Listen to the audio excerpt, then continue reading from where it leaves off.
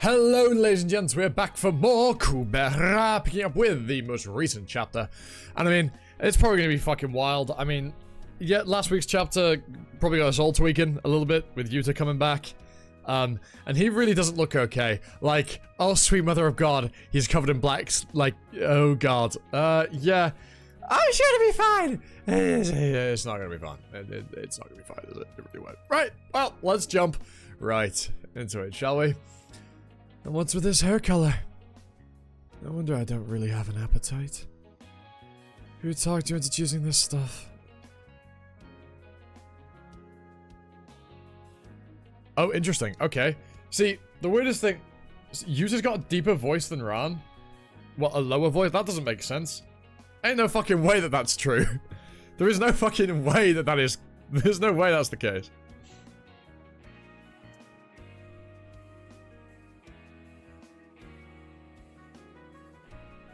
Sorry, I just had a weird email. There's no fucking way that's the case. No, that doesn't... No. In my brain, that doesn't line up at all. That does not line up at all in my brain. This voice is lower than Ran's. And the tone is full of attitude. None of it resembles the Yuta I know. See? Look. See? Told you.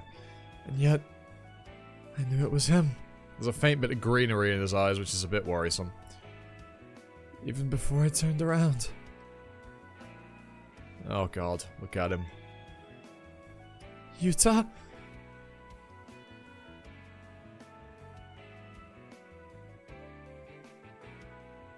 Oh! Okay. Oh, this chapter's got me tweaking. We're like... Bro, look, I haven't barely gone anywhere. I'm already freaking out. Now, what would you do? The sort of return is within your reach, but you wouldn't know how to kill me with it yet. So would you get up and hesitate a little before you run, or come at me in some other way?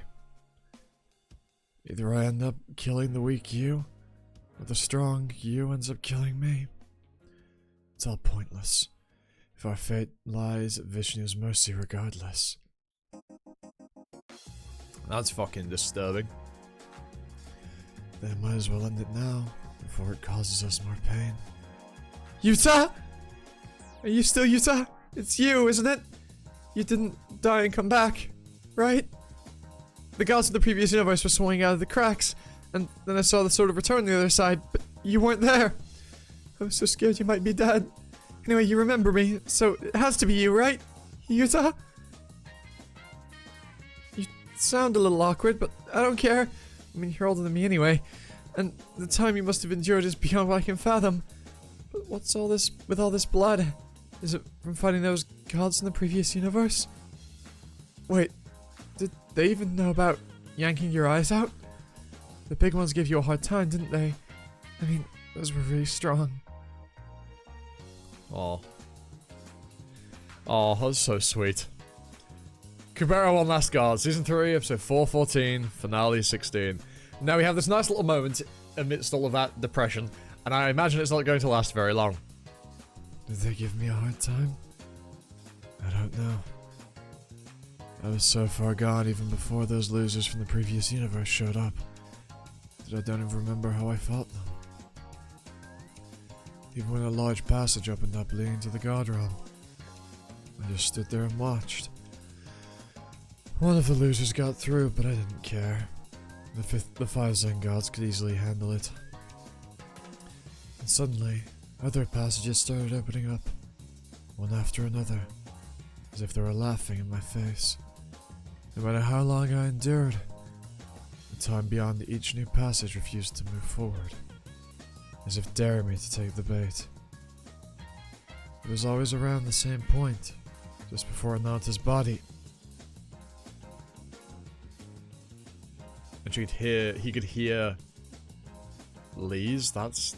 Like, wasn't she thinking this? Not saying it out loud. If Ron lost himself and control over his body, Lee's couldn't beat him by holding back like that. That's not how this should end. Either I end up killing the weak you, or the strong you ends up killing me. Those are the only two acceptable endings. Or so I thought. Wait, did they even know about yanking your eyes out? The big ones gave you a hard time, didn't they? I mean, those were really strong. No, not at all. Because I knew you'd be worried about me. What happened to you before your growth? You're all cheesy now. For melodies again. Going over that 1,122 day plan someone told me about. Hold on, you're being too weird now. What's wrong? What was your favorite lip tint of mine? Tell me. I prefer you with none. Oh wow. Okay, you're the answer. Señorita. Why? You don't like me anymore? That second, that's cheesy as fuck. Am I too big for you now? That's, right, okay. No, it's not like that. It's just, you used to tell me it was dangerous to be this close to you. I don't really have an appetite for you. Remember? Now I can be close to you all I want.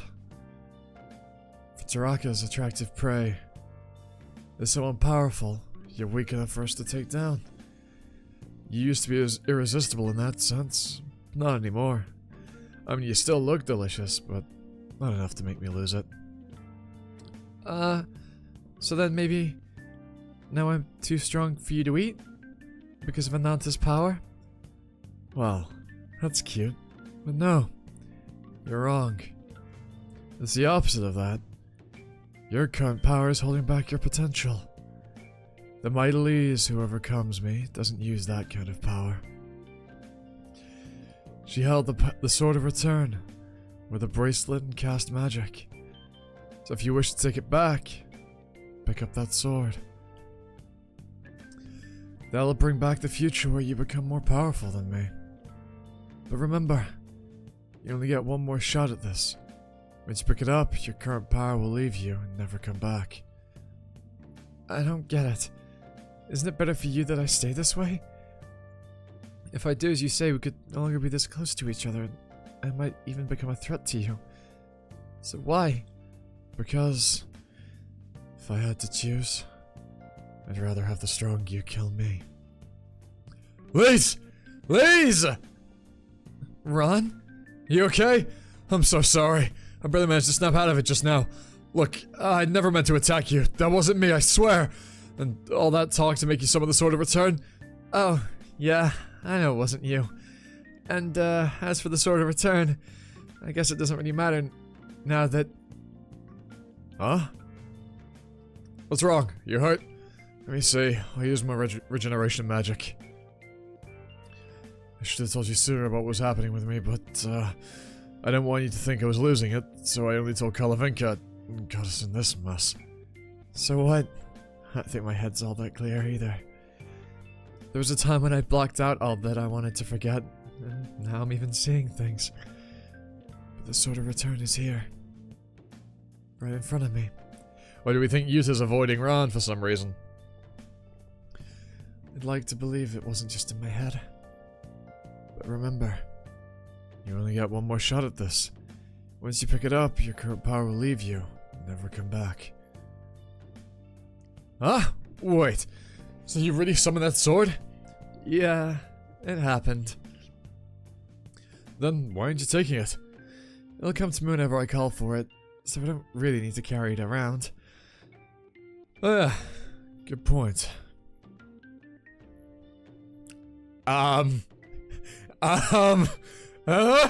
Excuse me? Excuse the fuck out of me?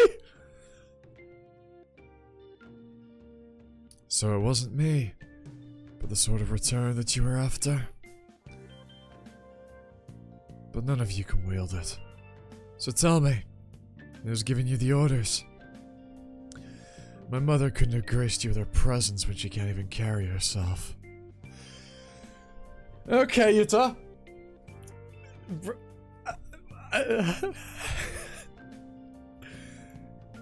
What? Okay, maybe I was wrong about him avoiding Ron. He's not avoiding Ron. Clearly, he's trying to actively engage with the vigor. Hold your tongue. Don't you disrespect her. She's the one who took us in when we were losing ourselves, fading into nothingness. No. Please, not that way. If only you'd followed my orders, we wouldn't be having this fight. So nothing's changed. What an unbelievably foolish race you are.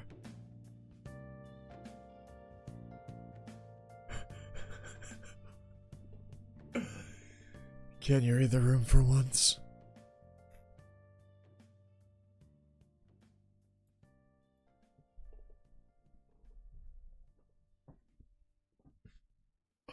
Oh, okay. First of all, that's criminal. That is 2 weeks in a row Curry's left us with a criminal hangover. Cliffhanger. I don't even get hangovers. Yeah, I don't remember the last time I had a hangover. Don't say what you're thinking you're gonna say. I generally just don't get hangovers. What? That's 2 weeks in a row Curry's left us with a criminal cliffhanger. That's... No, that's not fair.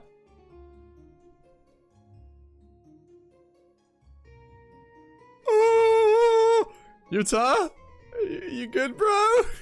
Right, anyhow. The blog. Okay. What's this down here? I'll give that a read in a minute. Corrigan's blog. Season 3, episode 414. Finale 16. What's with your face? Lisa's already seen Utah in season 3, episode 338, where he seemed to have undergone a tremendous amount of time in a short period, so she wasn't particularly surprised by his drastic change. In fact, she'd already seen a tall version of Yuta in the Wish side story, so she's only focused on his voice, his way of speaking, and the sight of him bleeding, rather than his physical appearance. The key to his development wasn't admitted. It will be revealed later. I mean, the scar on his chest is strikingly different to how it used to be. Like, look at it. The scar on his chest is way different. The guy who was monologuing about killing her just a moment ago. Because of this comic, I previously posted on the author's homepage. See below this blog post, originally posted after release of 314. Some people were worried that Lise might now dislike Yuta, but the answer she gave itself was a description of a specific person. If you asked her now, she'd probably answer differently. Why haven't you forgotten the damn college student days plan yet? Well, Lise escaped right away from the college student dream in the Wish side story. Because it was indeed her dream, her romanticism towards it is strong, and she still harbors deep regrets. That's why, in episode 337, she even recited a detailed 1,000-day plus dream plan next to Yuta. Another set of flashbacks. Yeah, Wish. God. Look at how... I mean, the art doesn't look, but look at... Oh. The Wish side story was good. Makes it impossible for future dream plans to be entirely sound. The moment when your older lover, who usually has a younger vibe, suddenly appears with an actually older vibe. Why does that sound like a really dodgy light novel title? Many loved Yuta's dialogue in the scene. Now, it seems like many of the obstacles between Yuta and Lise have been resolved, and there's a certain mood that feels like something truly befitting a main couple is finally happening, right? If you ignore the monologue about killing or being killed, that is. Fuck you, Curry. Lastly, Liu Harang, who had previously made 2 fan-art OSTs for me, sent me a new song. I can't click those.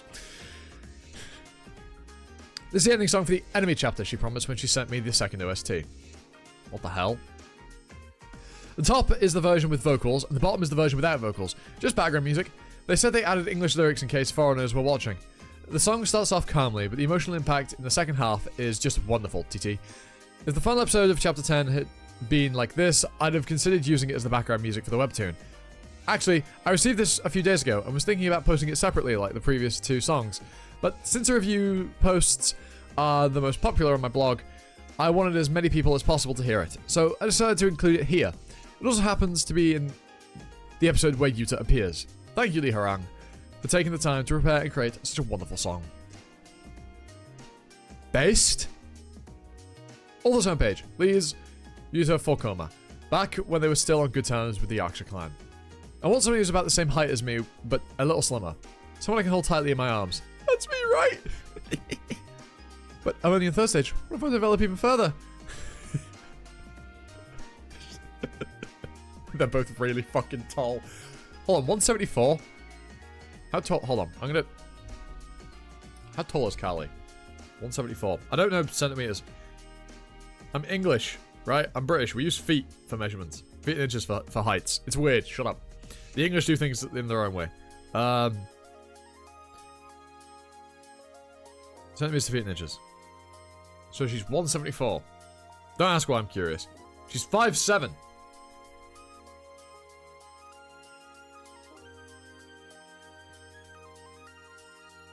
And Garuda, 191. He's comfortably over 6 foot. Fucking hell. 6'3", almost. Just saying, female Callie. Yep. Nice height. A comment that makes it genetically impossible for their offspring to be small. I mean, it's actually not the case. There's people I know that have really tall parents that themselves are short. Surpassing 2 meters after development. Ah, my eyes! It's his imagination. It has nothing to do with reality. You see, if I ever develop, just leave me. Don't look back. Don't feel any guilt. Look forward as you go. Sob. This is from Corrigo's blog page on Naver. The last part used to say is from season 3, episode 1.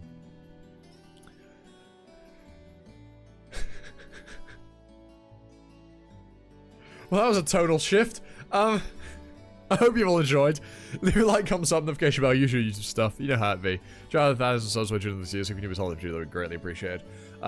Yeah, hype, sub, comment, notification bell, share.